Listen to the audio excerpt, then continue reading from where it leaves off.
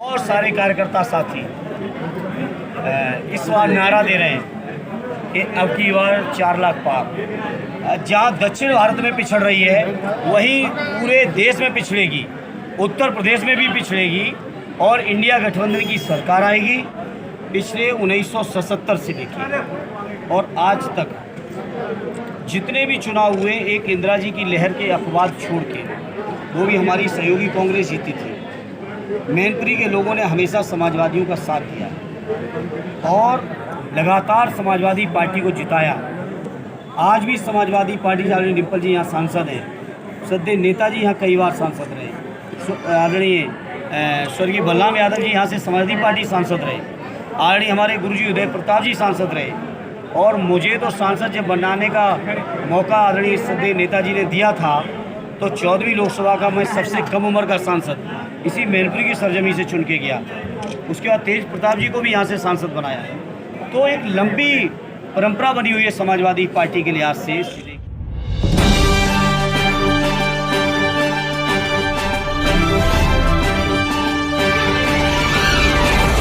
हमारे सामने मौजूद है आजमगढ़ के प्रत्याशी सांसद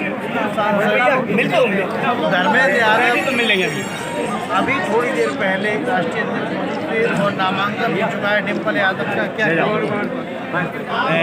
आदरणीय डिम्पल यादव जी के इस नामांकन के साथ ही मैनपुरी के लोगों ने एक बार फिर इतिहास रचने का संकल्प लिया है और बहुत सारे कार्यकर्ता साथी इस बार नारा दे रहे हैं कि अब की बार 4 लाख पार। तो वो नारा दे रहे हैं अपनी बार 400। उनके नारे की सच्चाई इतनी कह सकता हूँ, जिस तरीके से 2 करोड़ रोजगार का नारा उन्होंने पूरा किया हो, अगर स्विस बैंक का पैसा आया हो, आपके भी खाते में कहीं 15 लाख पहुँच गया हो, अगर किसानों को कहीं आमदनी दूनी हो गई हो या डॉलर के मुकाबले पे रुपया बराबर हो गया हो, अगर ये सब पुराने उनके नारे पूरे होते तो शायद उनकी बात को हम लोग गंभीरता से लेते।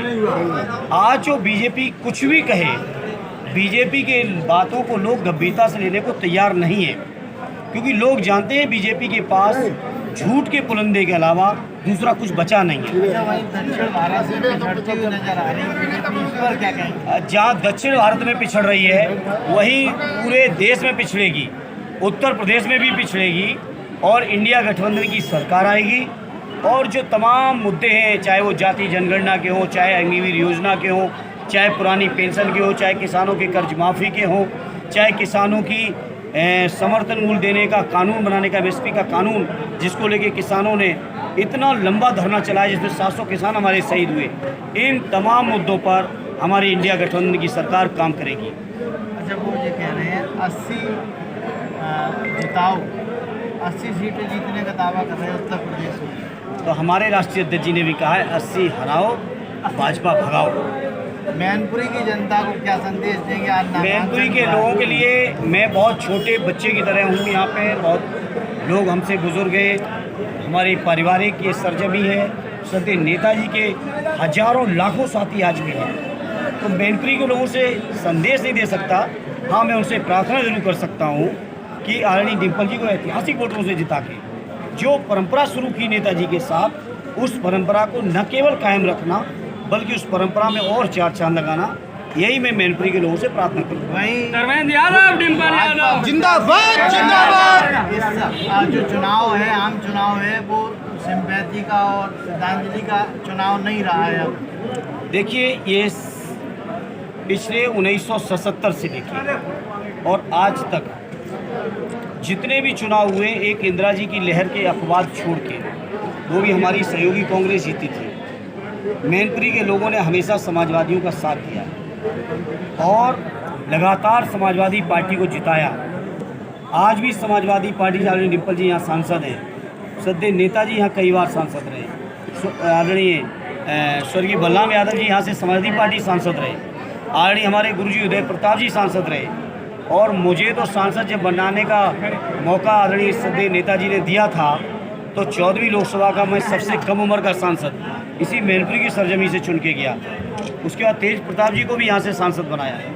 तो एक लंबी परंपरा बनी हुई है समाजवादी पार्टी के लिहाज से इस जिले की। परंपरा बरकरार रहेगी क्या? परंपरा न केवल बरकरार रहेगी, बस उस परंपरा में चुनाव दर चुनाव 4 चांद लगते चले जाएंगे। धन्यवाद बहुत बहुत। आजमगढ़ के प्रत्याशी भाई और कैसे हो? सांसद जो कह रहे हैं उन्हें परंपरा जो है बरकरार रहेगी और डिम्पल यादव लगभग 4 लाख मतों से विजयी। कैमरा पर्सन राजा भाई उनके साथ शामिल है।